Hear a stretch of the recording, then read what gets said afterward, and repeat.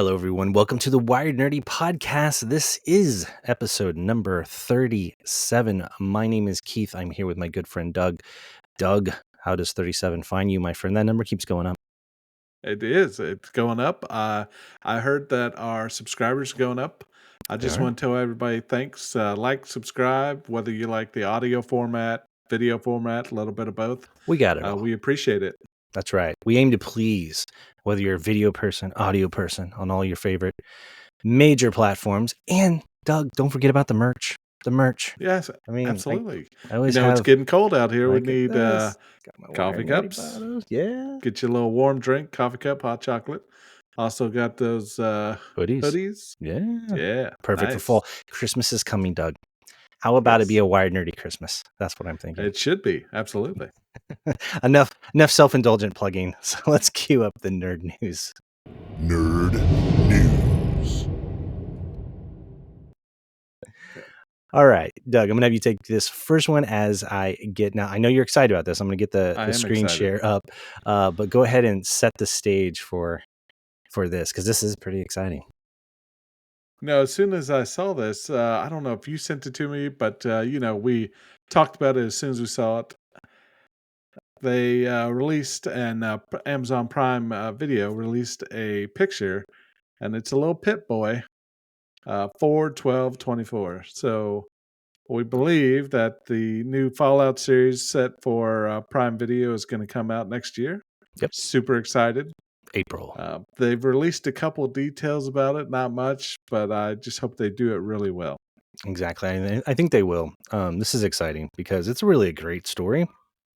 And it's funny because there's this run of taking video games and adapting them to, live TV and that sort of thing. And The Last of Us comes to mind. Huge hit. Yes. I mean, maybe this Very will good. be as well. I'm excited to see the power armor in real time. I think that'll be cool. And how they do it in kind of a real life situation. Yeah. Oh, yeah. So this is exciting. This is really cool. If you guys have not played Fallout, it's a video game. It's classic. It's very, very good. Really, it's a great story. And what's neat about it, it's almost like an alternate history in that it's as if in the 1950s, we took the nuclear technology and infused it into everything, cars, and we had robots and all that. But then, of course, there's a World War III. And that's what this game is about. And none of that, by the way, ruins what the game is actually truly about. That's just the setting and the stage. So, but this is exciting. This is cool that they finally have a release date for it. So I think it's going to be great. I'm looking forward to it. Absolutely. Last of Us did really good. Twisted Metal is a little different, but I think it's good. So some of I've not these seen newer, that. need to check it out. It starts different. I don't want to give anything away, but I think the next season they're really going to get into what Twisted Metal is all about. And there's a Five Nights at Freddy's. Isn't that a video it's game coming as out well? too. Yeah. Or is it a movie? I think it's I coming think out it's a as movie. It's already out. Yeah. My brother had pinged me about it, and he said that it was a movie. Yep. I've not played Good the review, game. bad review? I don't know. I haven't seen. I don't much. I know it's very popular with a lot of people. I've not gotten into it myself. But hey, they're just kind of like what they're doing with comic books. I guess they're swinging for the fences with, let's pick up game IPs. And there's some great stories with games. So it'll be interesting to see how all this plays out. But definitely, it's exciting. Yep, very exciting. All right, the next one. Yeah, go ahead and say it. I know what you're going to say. Go ahead. It's not going to be a Wired Nerdy podcast without a little bit of AI mixed in. So it's 2023, man. It's the year of the AI. We decided to start the podcast, and it seems like this should just be an AI podcast. We need an AI section included with the news. We do. So for what we're discussing here, this is Google Maps is becoming more search-like thanks to AI. Google Maps is getting an AI makeover, adding new features like immersive view and making existing features like driving directions easy to follow. It's also becoming more search-like. The idea behind it is that if you were to type in things to do in X city, it's going to understand that language and then make suggestions, from that. Context. That's what they mean by being more search-like. They're also going to do these immersive views, which is pretty cool. We already have like Google Earth and Google Maps, but it can really give you like real-time street view directions, and it's pretty neat. So I don't know. I think it's cool that they're integrating AI into something like this. The other aspect of this is that it's going to be able to calculate construction work and that sort of thing. Now, today there are services like Waze that rely on drivers to say, "Hey, there's an object in the road. You may want to avoid it." There's a no offense, Doug. There's a police officer up ahead. Slow down. No, that's fine. I've reported that as well. No Okay, joke. so you've done it too. And I think they Yeah, also have that inside of Google Maps now to copy Waze, but it's all they do. it's user content driven though, right? Where Yeah. this Well, is and going the to be more thing analytic. I've found, and unless I'm doing it wrong, you have to have a destination set to report those You items. do. You have to be on Yeah. path to somewhere. Yeah. Yes. As far as I know. Yeah. But hey, kudos to Google trying to take AI and Yeah. do something cool with it. So, all right, you get the next one. This is a fun one. And I don't agree with them, but I'm going to Oh, say you that don't? Oh, this ought to be interesting.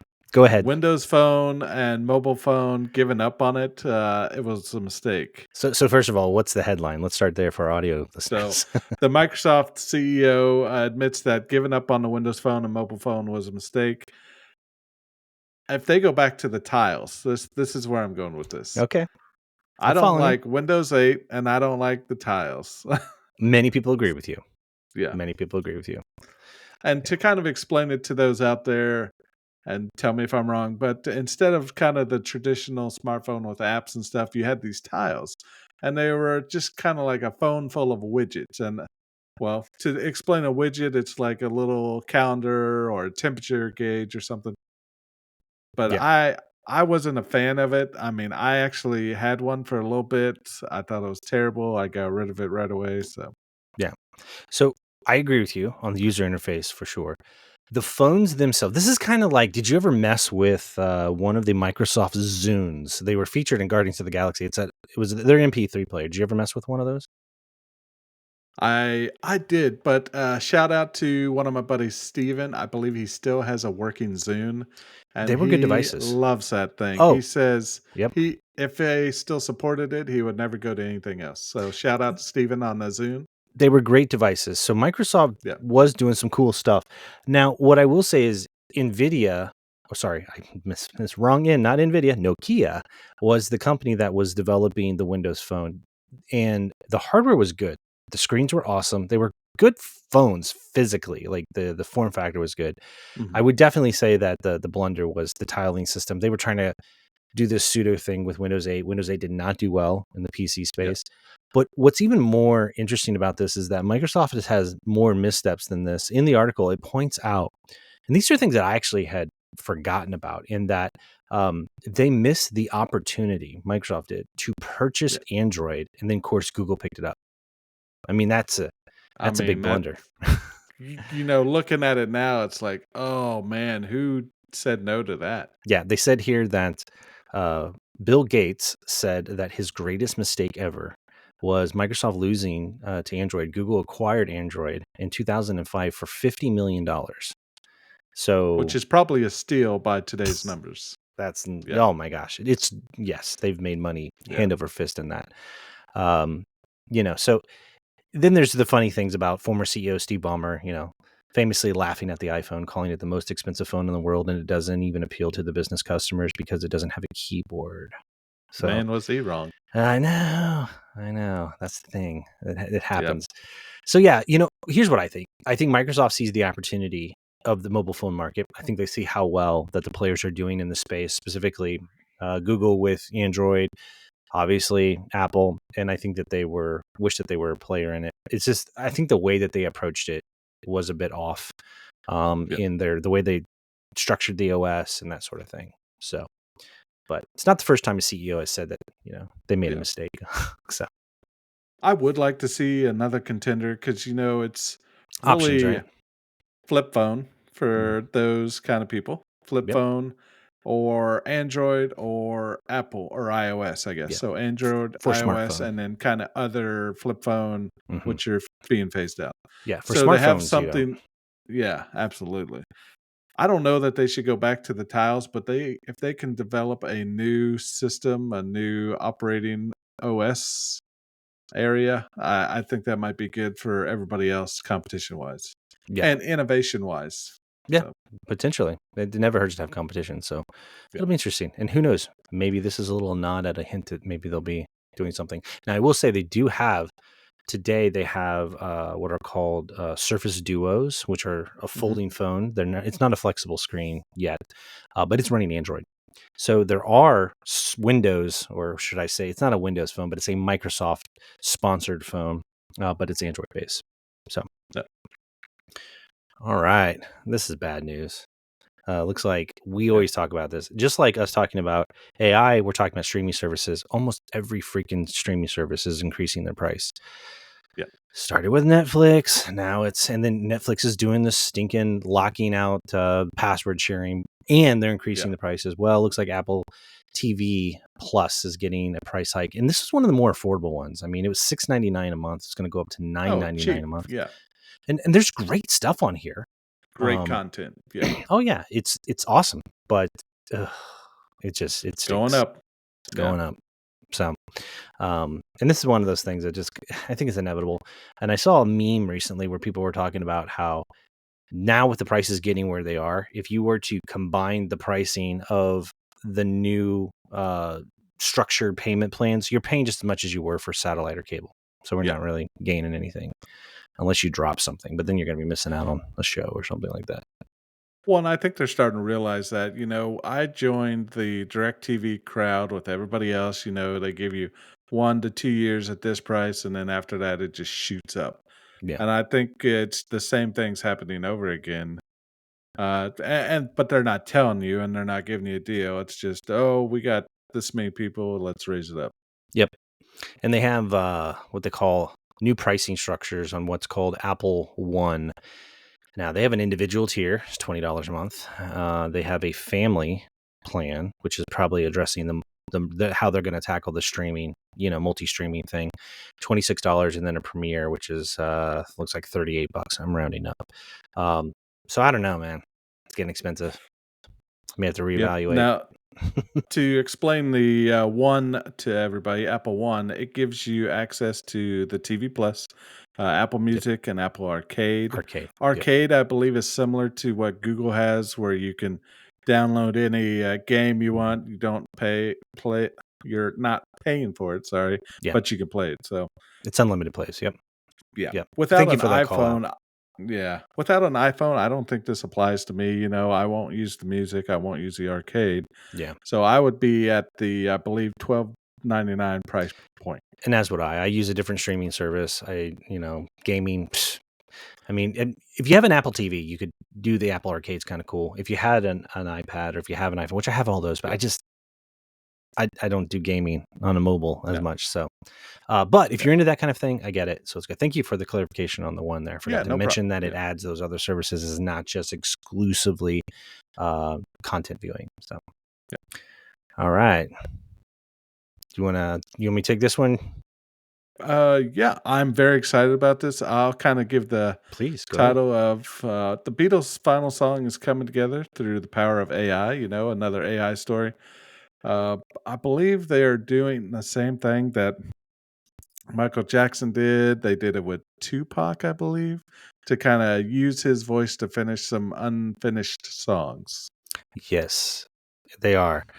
And this is interesting because there was a documentary, if I remember correctly, by Peter Jackson, who did Lord of the Rings. And in it, there was chronologue that they had one song that they had recorded. I believe it was in 1979. I'm guessing here. It was definitely in the 70s. And it was the last song that they recorded before John Lennon died. But it didn't get finished. They weren't able to finish it in its entirety, like I think the recording of his voice and all those kinds of things. So what they're doing is they're basically taking AI and they're restructuring it. Of course, Ringo's gone. I think Paul's the only one alive now. George is gone. But they're able to, put this whole thing together and reconstruct voices and finalize this song in 2023. So it's pretty cool. Yeah, the song is called Now and Then. It's finally being released along with a little video, 12-minute long documentary about the song's production. Yep. That's going to be pretty cool. So I know there's a lot of controversy about AI and reconstructing voices. They did Anthony Bourdain's voice for his documentary Roadrunner. Basically, they used the AI to read some of his journal entries, and it sounded just like him. But a lot of people were really upset about that.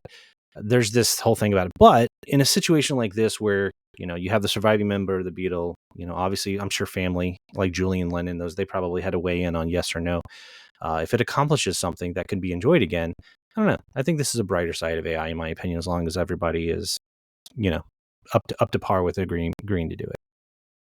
Yeah, and to kind of finish this out, I have to give kudos, shout out to vinyls coming back. There. So, in addition to streaming and downloading the song now and then, it's going to be released as a double A side vinyl with "Love Me Do," the Beatles' first song. So That's awesome. Their first and their last. That's awesome. Yeah, I like that. it's going to be a really good. I think it's going to be a hot item. So those with still collecting vinyl, it's going to be great. Yeah, the vinyl. It's surpassed CDs, man. It's made a comeback, right? So that's pretty awesome. I'm young here, but you bring back cassette tape. Oh God, Doug's in. He's all in.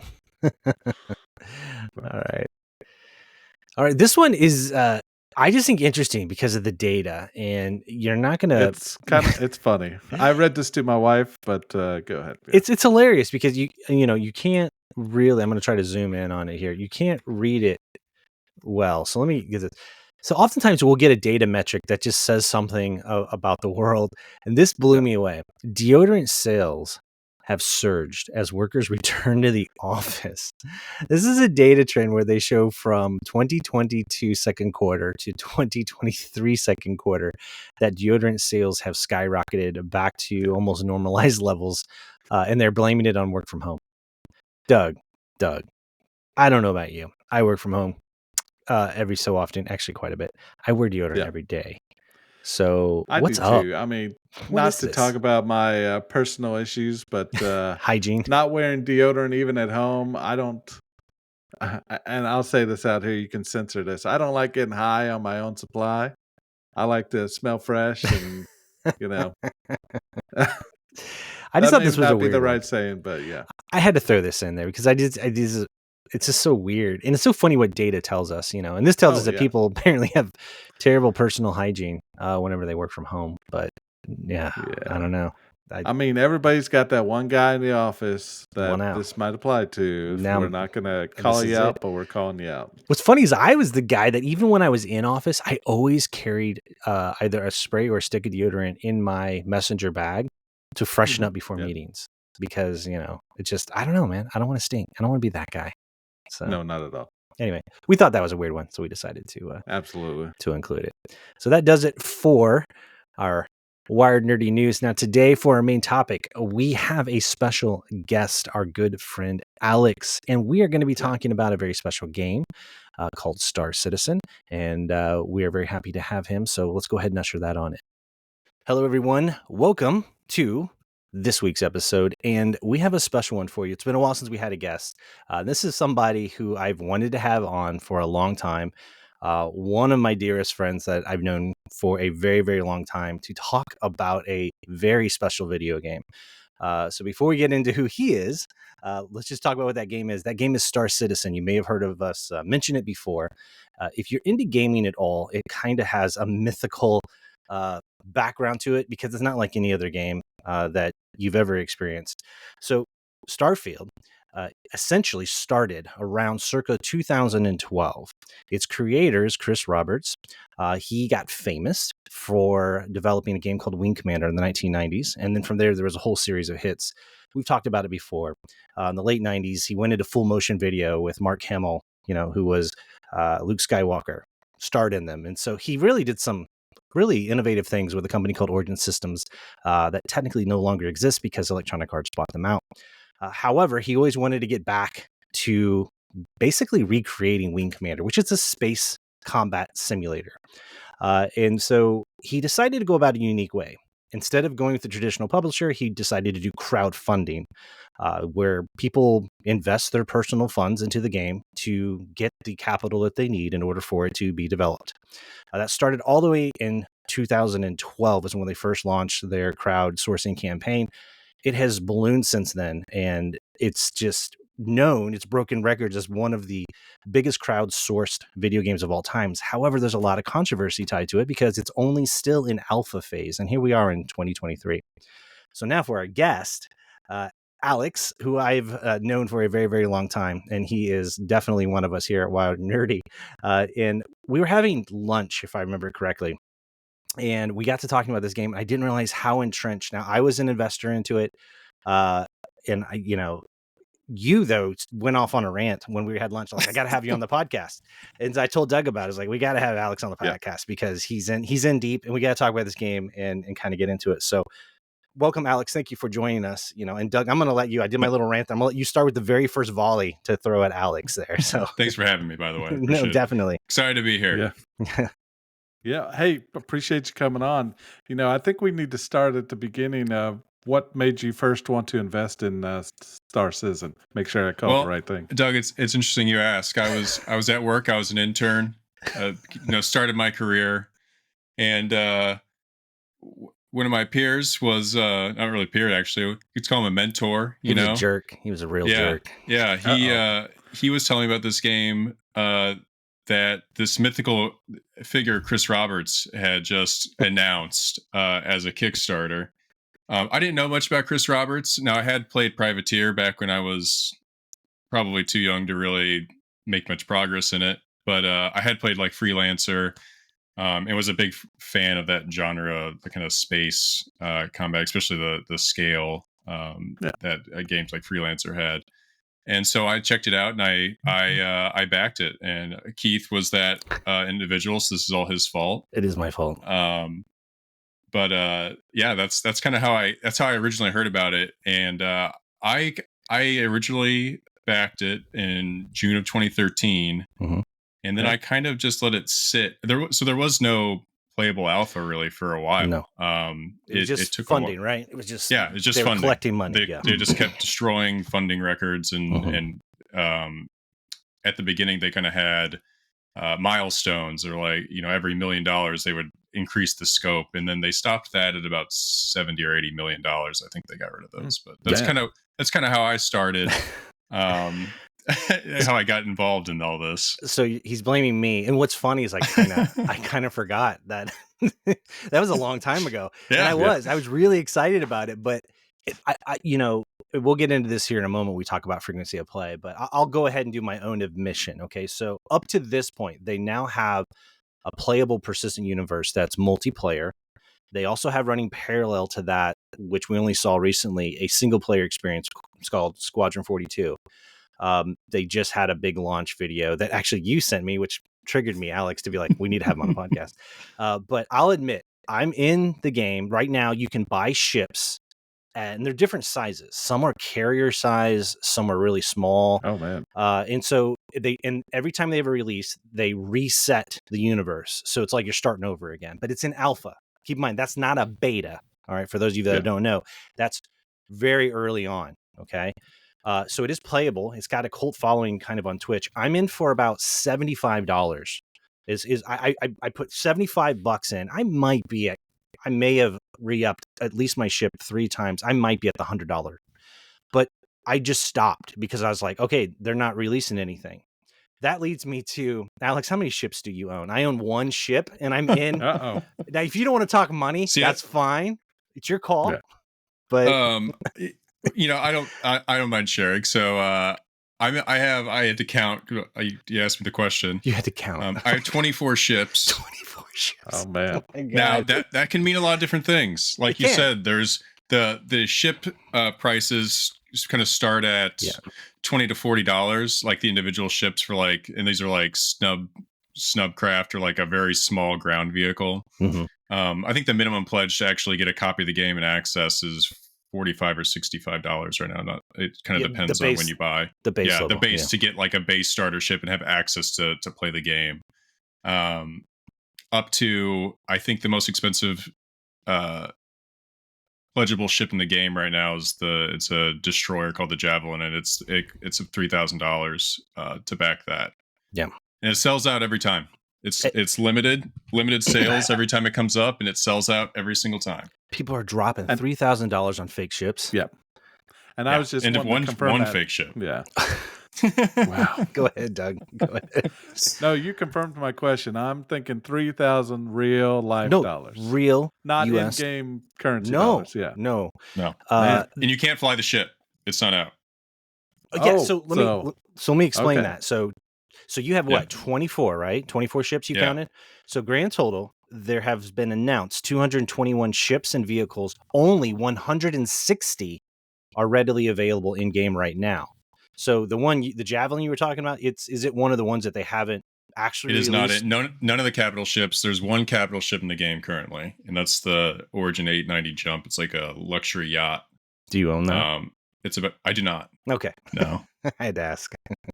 I own Well, who capital wants ships. a luxury yacht, right? You do own some capital ships? I do. Yeah. Oh my gosh. Nice. So there's various tiers. Once you hit the $1,000 mark, you're considered in the concierge. You no longer need to carry a game package. It's You like automatically have one attached to your account. It's like a private game. It's like a private VIP club. It is. You have your own support staff.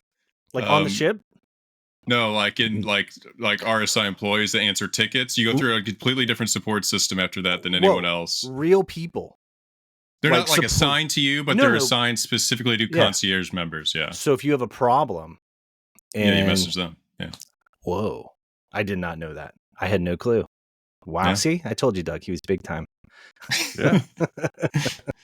I'm in between the $5,000 and $10,000. Well, I'll say that.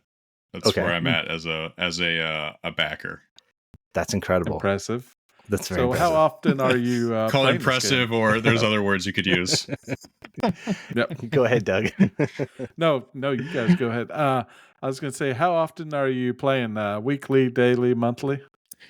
So it kind of goes in cycles, and it really depends on the patch. So at this point, the stability and playability of the game can vary pretty wildly on depending on what, especially tech changes they made patch to patch. They put in on their way to server meshing, which is kind of a whole conversation itself, because that's really like this gold star technology that they're working towards that is supposed to really stitch this together and make it go from they have 100 persistent players slots in the server right now, so you can play up to 100 people in each server.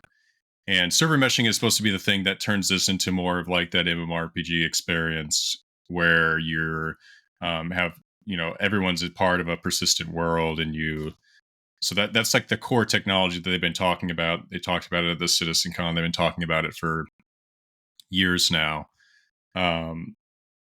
That's supposed to really bring really increase the scale of this to the next level. So, and the idea behind that, though, is that with the persistent universe, everything's connected in that with those 100 players within that shard. If you're having raid runs, there's an actual economy. I think of like EVE Online, for example. Is that kind of the idea behind it? Is that if you're just raiding a certain area, it'll impact the actual prices of goods in a market, and they can have that consistent across all the servers with the meshing that they're trying to do, as I understand it theoretically. And there was I'll kind of break that in two parts. And I did play EVE Online was one of the reasons I was also excited about this game. I played EVE Online for 7 years, and the thing that was always missed from EVE Online is that you never actively you're commanding your ship. You're sending commands to your ship. You're not really flying it. So that was like always the thing. It's like, man, this would be great if it was this, but it was a flight sim, which is kind of what the promise of Star Citizen is.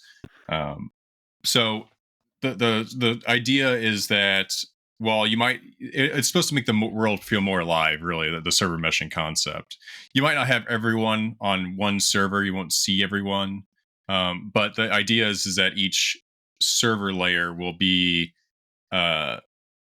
persistent to you and filled with people. That might not be the same people, but if you drop an item in one area and you leave that area, you come back and that item's back there, right? That's cool. And that's kind of in the game now. So that was the kind of first piece of it. That was persistent entity streaming, and they put that in 2 or 3 patches ago now. I think it was 2 or 3 patches ago. Okay. So there is some level of persistence now. As a result of that, the game was actually very stable, I would say, before they put that in. Mm-hmm. And it's taken a couple patches now. I'd say it's definitely gotten better. This latest patch that came out right before CitizenCon about a week ago has really kind of made the game more playable again. But it really took them a while to work through all the back end issues that really just made the game hard to play. Servers weren't stable, game performances were. So kind of go back to that. How often do I play? It really depends on the build. I'm playing this one more because it's more playable, but as part of it being an alpha and then making still like really foundational technology changes in the background to their technology stack, it sometimes it's just not, you are testing the game still. It's. Do you play with a clan or do you go solo on your own? Like, what's your usual play? I have some friends that play. Usually that's also impacts how much I'm playing, depending on how much my friends are playing. But I usually either do that or fly solo, so I'll play with a couple people. Gotcha. Take it away, Dougie. When you're playing, what's kind of the favorite thing or mission type that you are going for? It kind of depends. So like bounty hunting is the default, just go out and blow up some AI ships. But it also depends on what features have been added. So they've been kind of adding what they call tier 0 of these various gameplay loops over, the last couple of years. So things like mining, salvaging, refueling. So like the gameplay has been evolving too, along with the kind of the core technology that's supposed to enable this huge simulation. So this latest one I've been salvaging because I haven't really played since salvaging came in the game. So it really just depends. I usually try to try out whatever's new just to see how it works and check out the new stuff. But do they have weekly events or monthly events, or is it just kind of a set tier of missions? They do have events that are kind of run limited time. So one example of one, it was actually one that kind of started out of a player-driven event that they turned into an actual event, and that was there was this hidden drug lab on one of the moons.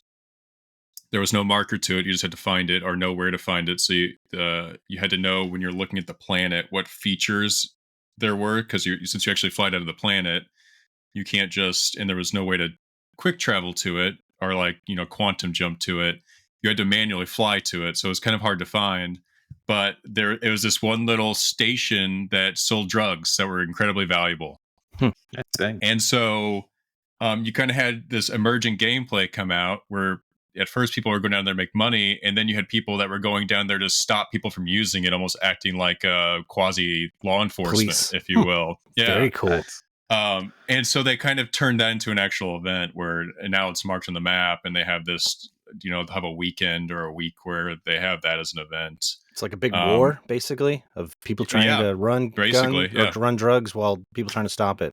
Yeah, and then there's also one involving an AI capital ship, like I can't remember what that one's called.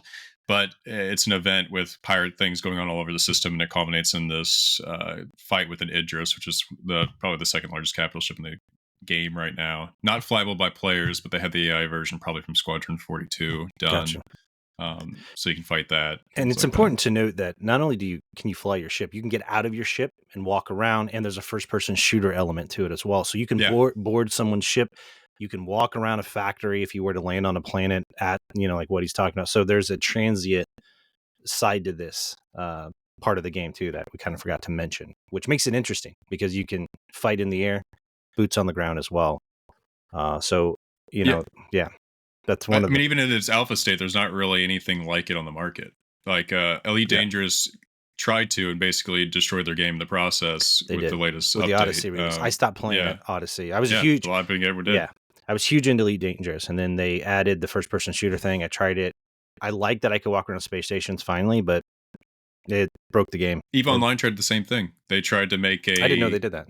In station, or make your avatar more than just a picture, and it was over promised and under delivered, and they basically just threw it away. Didn't cook enough at the end. So there really hasn't been a game that's had that thing of you can just get up out of your chair in the ship and go anywhere, so do anything. Given that it's so unique, what's your biggest criticism of the game so far?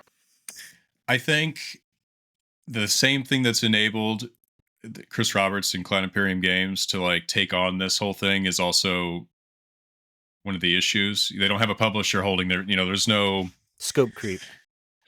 there's scope creep, and there's no sense. I don't think there's a sense of urgency to meet deadlines, or they originally said, just went and looked, and there was a lot of good Reddit posts actually in the Star Citizen subreddit before CitizenCon this year that happened. I think it was last week, about previous promises or things shown at CitizenCon and where it's been sent, where that feature or promise has ended up. So as to date, and they routinely miss promised deadlines by years. I mean, Squadron 42, the first vertical slice was originally shown in 2016 or 2017, and they said it was a year or two away. And obviously, we're in 2023, and now it's feature complete. The evidence shows that they showed seems much more promising. Yeah, they got something. Yeah, but does that mean it's a year away? They purposely said they were not going to give a date. Yeah. So it's really that. I think, it might turn into something amazing. Either way, the whole thing is a really just fascinating experience or experiment in game development. But you can tell that it's going to be released either because people stop pledging and they're going to, be done, or it's going to be exactly what Chris Roberts wanted it to be. Gotcha. Which, we'll see what happens first. But it doesn't seem like funding's slowing down, and I'm excited to see it hopefully done in some form. Yeah. So as an outside guy looking in, all I kind of see is criticism of this as a money grab, or they're never going to take it out of alpha. What are your thoughts on that? We always hear about Electronic Arts and some of the bigger publishers, microtransactions and all this negative feedback. But this looks like totally developed by the fans and lots of input. So kind of a multi-part question, but what do you think the criticism and the infinite money grab is, or your perspective, I guess?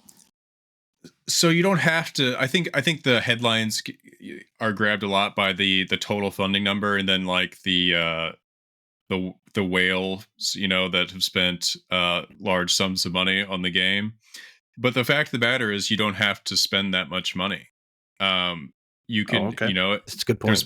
There's plenty of games being released unfinished these days. Oh yeah, I can't think of one that I've played this year that I felt like was fully baked coming out. Mm-hmm. Yeah, I agree. So I guess my thing is that if you're interested in it, they have free fly events. Check it out. See, it's really, can you tolerate the fact that it's in an alpha? Some people it bothers more than others, and some people like the kind of scope of it, and the fact of what you can do now is a lot. A lot. Yeah. It really depends on whether you can deal with the fact that there's going to be patches where it's rough, or you're gonna crash and lose things. Do you think is the gameplay interesting enough to play? Do you think it'll actually ever get out of alpha within a determinate amount of time? Do you think the single player release of Squadron 42 will that come first in that? Yes. And do you think that will drive it into at least a beta form, at least where they can carve it out to say, look, if you want to be on early release, you can still have, look at it very much like the Steam Deck. The Steam Deck's OS, they do this thing where you can voluntarily say, hey, you know what? I want in the experimental build. Yeah. And it's buggy. You get no guarantees from it. And then you have a stable build. Do you think there's ever an opportunity for them to get out of alpha to do a tiered system like that? And do you think Squadron 42 will be a pathway for that now that they're showing it?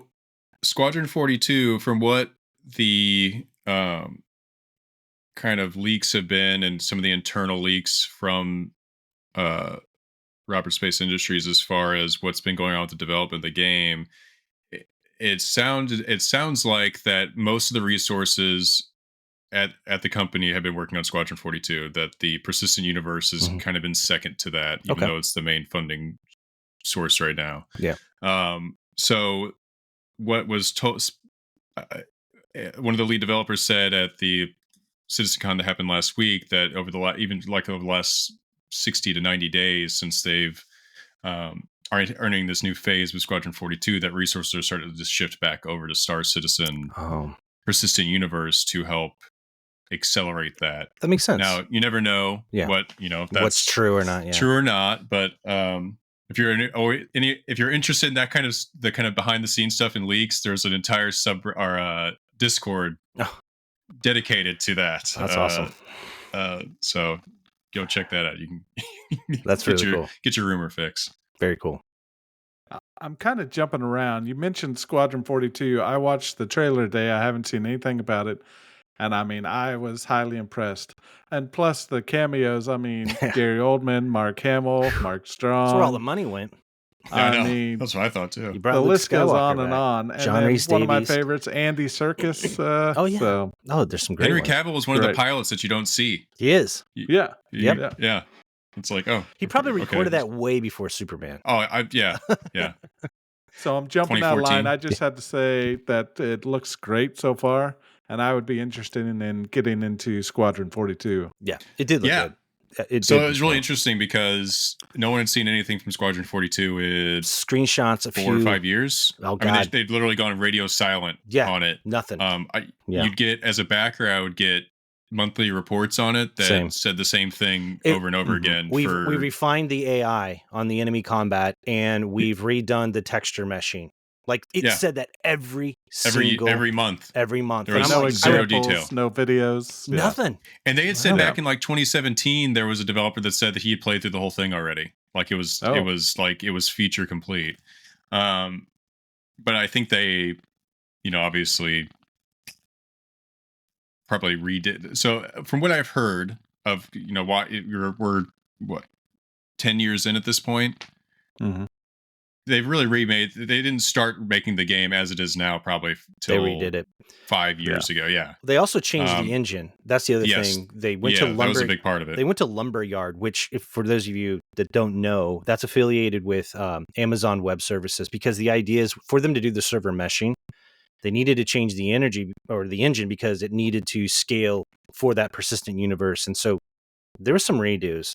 And they did mention in that video how they redid the lighting. I believe it was based on the Crytek engine, though. The Lumberyard is based on Crytek. Yes. So it was similar, but it was a different engine. And I think Amazon actually made that engine open source. I think they did recently, because it's supposed to play well with their cloud, and they were pushing developers to make their stuff in Lumberyard. And so you kind of have to reset, and which I'll give them that, But that's a really good, that's a good call out there, Doug. So.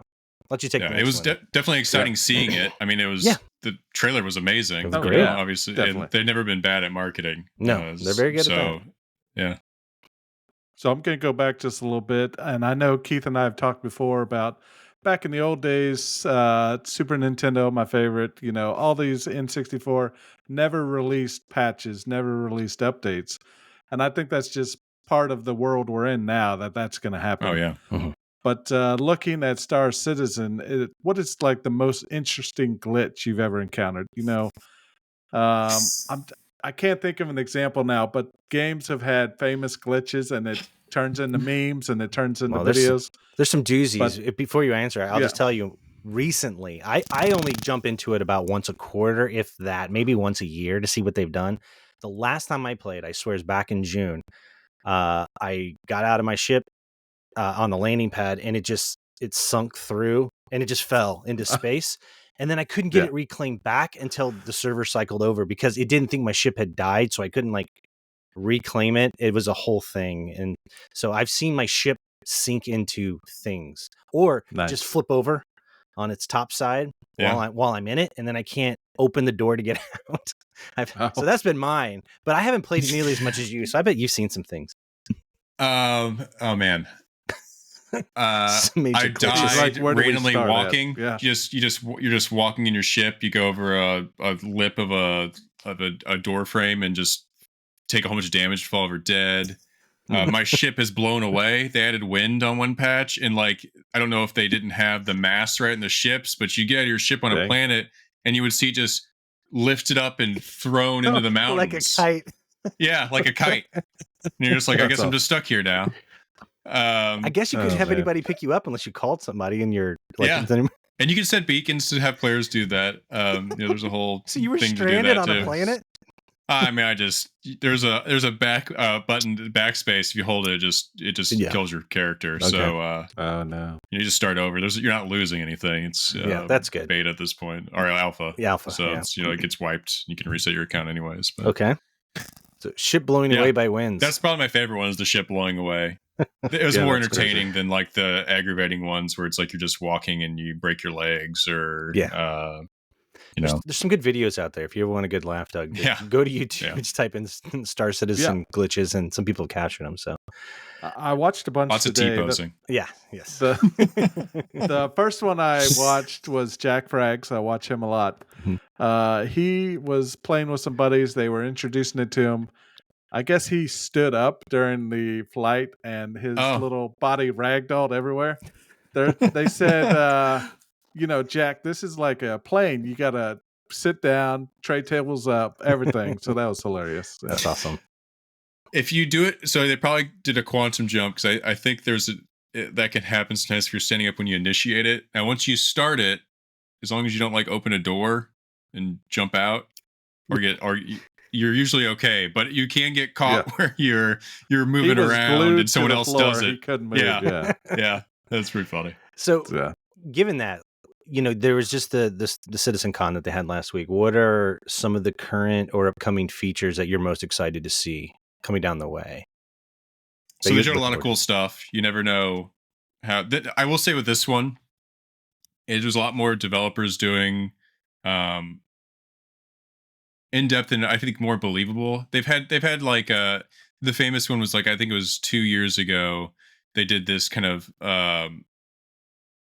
vertical slice of this whole like stealth gameplay like feature where they went like and infiltrated this base and everything. We found it after the fact that the whole thing was fake. It was like it looked like it was in the game, pre-rendered. It was not on a representative game client. Basically, the whole thing was none of those features were actually in the game. So it's staged. So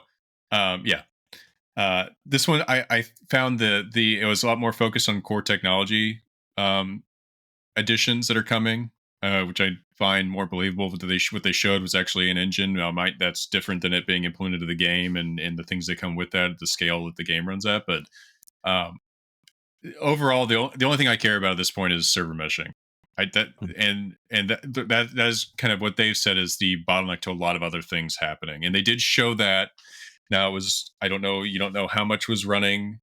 It was probably running locally on 3 different servers, which is fine. But they basically showed in a small hallway, and I encourage anyone who hears us talking about server meshing to go watch that video that they took at CitizenCon, because it really helps describe what the technology is supposed to do and why it's kind of foundational to everything what they want to do. But it was basically they were in a base, but they showed kind of a rendering. They had a couple screens. They had one of active gameplay them in the server, and they had one that was kind of a high level rendering of the structure they were in. And they showed which servers were controlling which parts of that hallway, basically. So you had 3 different servers.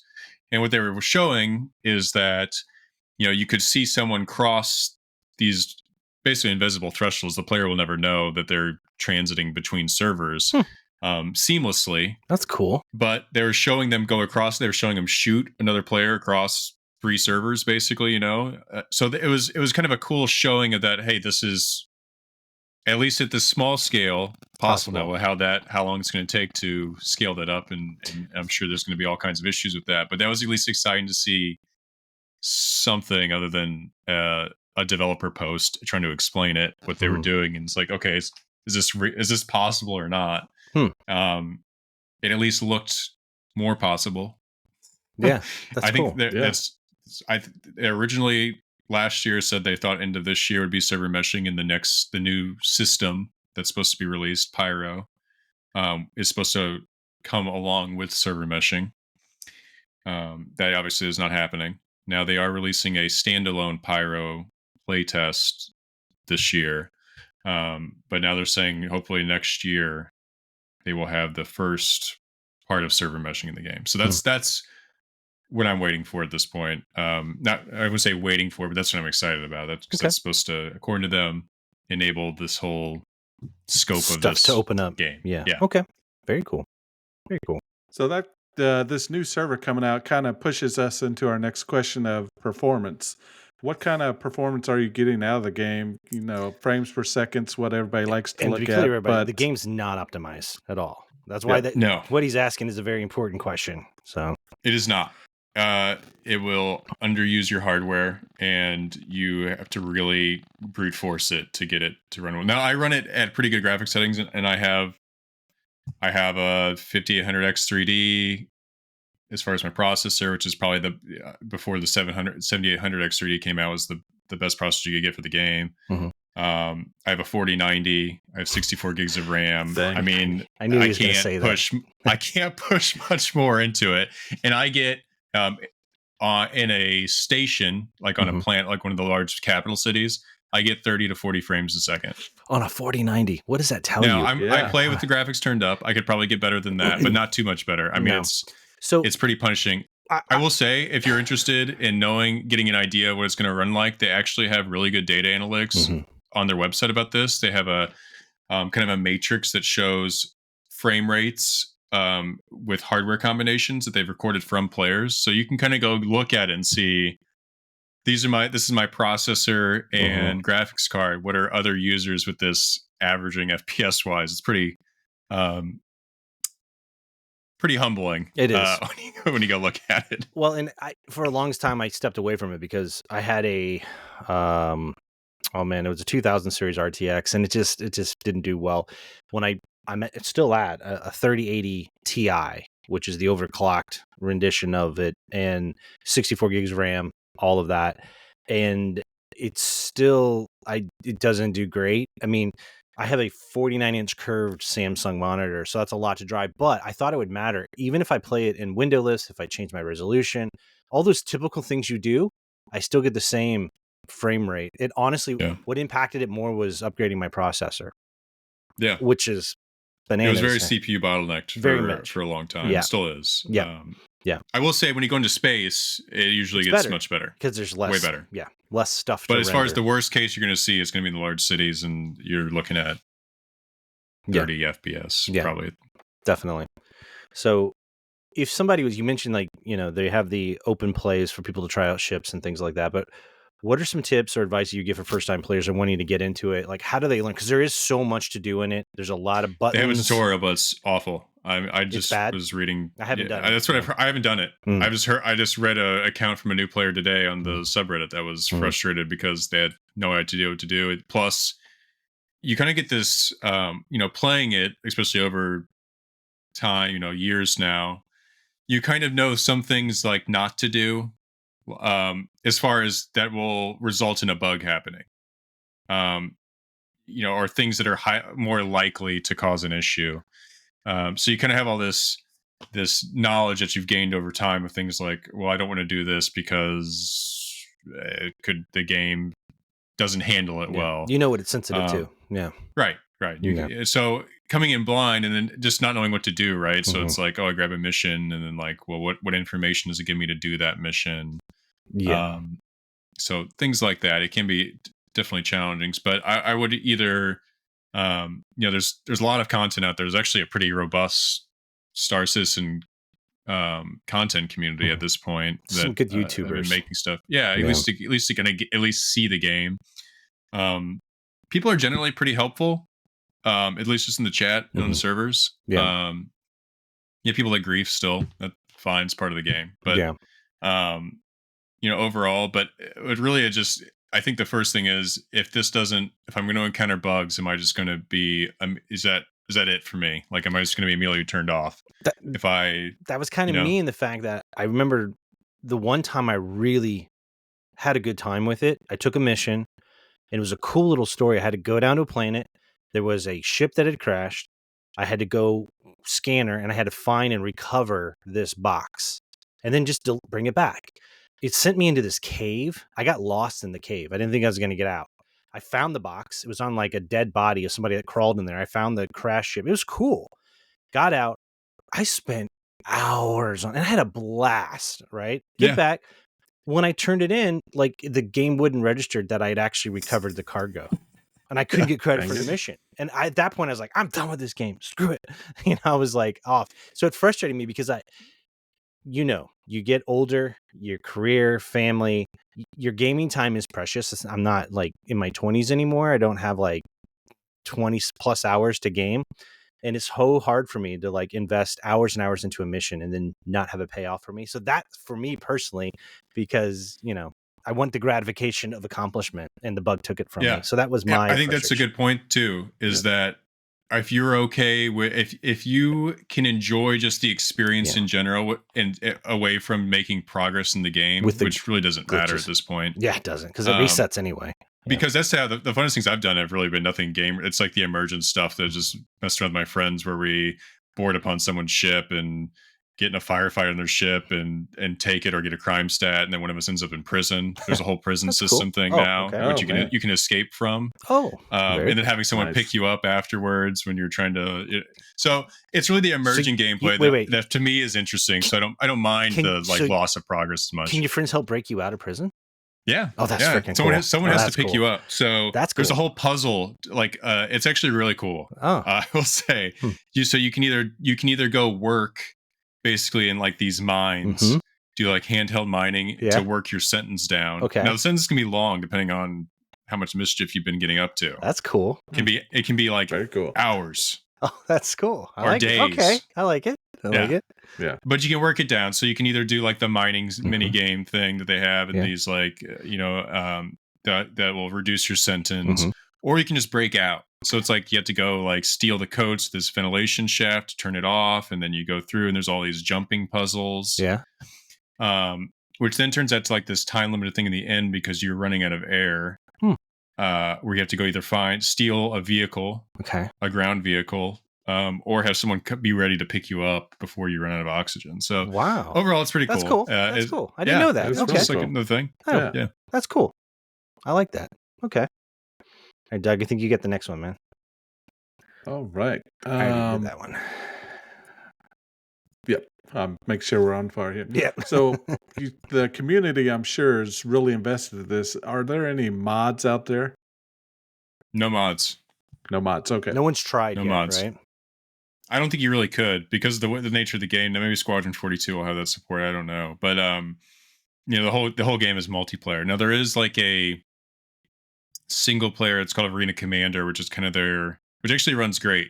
Probably because it's not relying on the servers. Is that the first person shooter? Yeah. Well, there's Star Marine, which is kind of the multiplayer first person shooter kind of standalone thing. So there's like these standalone parts of the game. There's the persistent universe, which is like the whole thing, right? And then they have these modules that are kind of focused on one gameplay aspect that are separate. There's Arena Commander, which is like just ship combat. Got it. It's like a horde. There's like horde mode based ones where it's like you fight waves of enemy AI ships either by yourself or with other players. There's Star Marine, which is the one you were talking about, which is basically like it's like a team deathmatch first person shooter version on feels maps. like Unreal Tournament almost. Yeah, because you're in a contained area. I played it. It's actually pretty stable. The movement kind of has like the floaty. It at least used to. I know they've been changing it a lot, but it used to kind of that floaty Halo feel to it. It wasn't bad. I played it not too long ago. It wasn't bad. It's getting better too. They've been spending more time on the body movement aspect of the game and how you interact with the world. But so yeah, there's other things other than just like the multiplayer persistent universe thing part of it. Gotcha. And there's a thing inside the game called ship insurance. What is that, and is it worth it? It's a great question. So, like, people have been during the pledges. One of the reasons they kind of get this fear of missing out on a lot of these ship sales is that they have, when they first come out, they'll have lifetime insurance. Now, no one actually knows what role it's going to play in the game. Yeah. Every year they run two to three big sales. They happen at the same time every year, and one of them's coming up. It's always in kind of mid-November. It's the I think it's IAE, which is this big ship expo, and they put out these like Top Gear-esque videos. They're actually pretty entertaining if you ever go watch them. But a part of that is that the insurance with those, they'll be like, it's the 12th year of IAE, so you get 120 months of insurance. It's like, okay, if I have 12 or 10 years of insurance, what does that mean? I Yeah. mean, the insurance it doesn't matter at all right now. It's only going to matter once the game comes out. Okay. So your timer might start in this insurance in 5 years. Everything that the developers said about it really makes it sound like it's not going to matter that much. So it's a bit ethereal then, I see. Yeah. Okay. They've talked about it a little bit, but really it's like, yeah, it might be like EVE Online, which basically the insurance in EVE was that you would pay some amount of money and you would if that ship was destroyed, you would get some, depending on what level of insurance you bought, just like car insurance, you would get some amount of money back for that. Gotcha. So I'm assuming it's something like that. Gotcha. But we won't know what it is until it's actually in a release state. Yeah.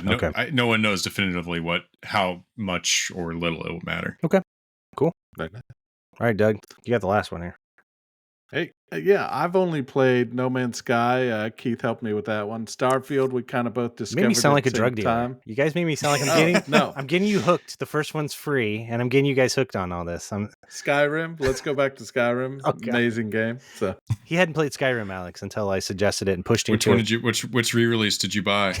I don't know. The Steam edition. Yeah, you got the big one, the last one, the Game of the Year edition. Platinum Gold Game of the Year edition. So sorry, Doug. Go on. I didn't mean to interrupt you. No, you're good. So No Man's Sky, Starfield. That's kind of my only entrance into this kind of game. I mean, be it Dreamcast and Super Nintendo and stuff. But what is your comparison of those? No Man's Sky for me, I've kind of dropped it. It's a lot of work. All the resources, all the outposts, everything like that. Starfield is like a real nice kind of arcade style, I think. The fast travel, a lot of people complained about fast travel, but I like it. Just fast travel, do your mission, get your stuff, and go. Yeah, I do too, because it's in the vein. It is more No Man's Sky. To those games, yeah. So I would compare it more to No Man's Sky, but actually, one of the jarring things for me playing Starfield was the amount of loading screens I was hitting. There's a lot. There's not a single loading screen in Star Citizen other than the first one. Oh, that's awesome. The entire time, which is good and bad depending on how much, because you have to. That's time. Travel. That's time. Yeah. It could take 10 minutes to jump across the whole thing. So, I mean, you're just talking about, it just takes up time. There's an immersion factor to that. Yeah. But, whether that matters to you. So I would say it's much more that No Man's Sky where you're really, it's a sandbox, right? Yeah. You can do whatever you want, but that also means no one's telling you what to do. Yeah. So are you someone that can kind of take advantage of that and enjoys that versus being, more directed on a narrative type focus? I akin No Man's Sky to Minecraft almost. Yeah. In that there isn't, I think there's a narrative, but it is not narrative driven. I play tons of No Man's Sky even today, but to me it's a chill game. Now that they've added, you can manage your own city. I have a whole fleet now. The stuff you can do, that game fell flat. You just mentioned a little bit ago, Alex, about games that are released in that game I bought. It's like one of the first ones was that excited. Was like the poster child for it, right? I took it back like literally 3 days later. And then I tell you what though, the game's impeccable. Like compared to where it was. You got to give Hello Games credit for staying on it. But it's a different feel. You are right, Alex, because it's like it's Minecraft. You just have to be okay with just muddling around. You're right. It's a lot of work, Doug. It's just collecting all your stuff. It's a lot of mining, a lot of crafting. It's Minecraft, but in a fancier form.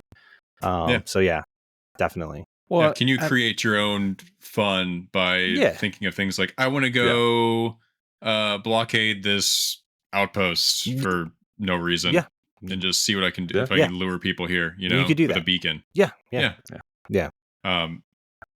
So it's it really just depends on what kind of games you like to play, and if that kind of thing's interesting to you, and you can deal with the fact that it might fail due to game instability reasons. Have you had issues with other players messing with you at all?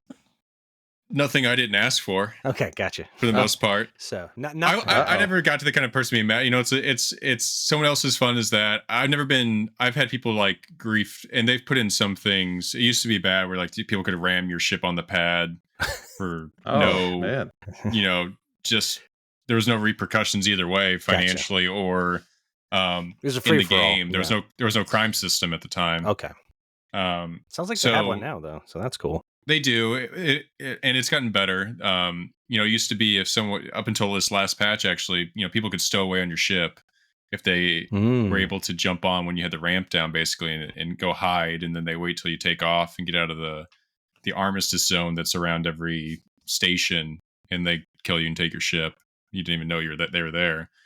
Okay. Now, the thing about that was when the crime system was first put in, is that if you killed them first, you would get charged with the crime. So it was like I was defending my own ship. This person was there to grief me, and I'm getting punished. Now they changed that in the last one, where if you're in a party together, as long as it's your ship, everyone in your party can kill a trespasser without.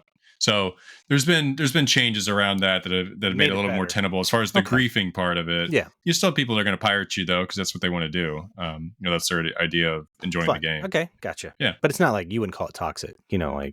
That kind of a thing. I'm sure some people are about it, but no, it doesn't bother me. Encountered, it's not been enough to. I would worry about some kid getting his mom's credit card and just buying all that stuff, buying a fleet carrier, being a hey, all it takes is for you to ram your ship into his. There we go.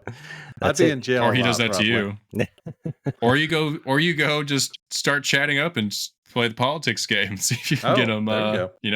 You got that too. That's a good point. So, well, Alex, you've been very generous with your time. Yeah. Thank you so much for coming. This is a fun topic because it's a fascinating game. It's very deep. We encourage everybody to check it out. I would love to have you back another time because, Alex, you are not just a Starfield expert.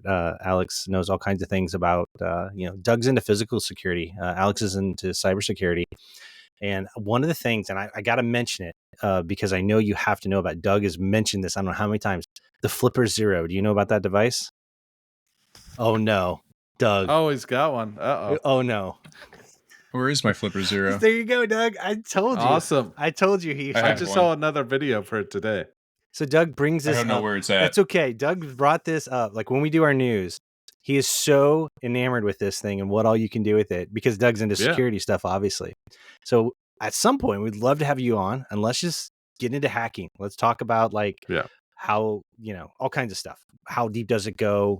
Conspiratorial stuff, I think the things I worry about... Alex might scare people, though, when we get into talking about what's actually possible. No.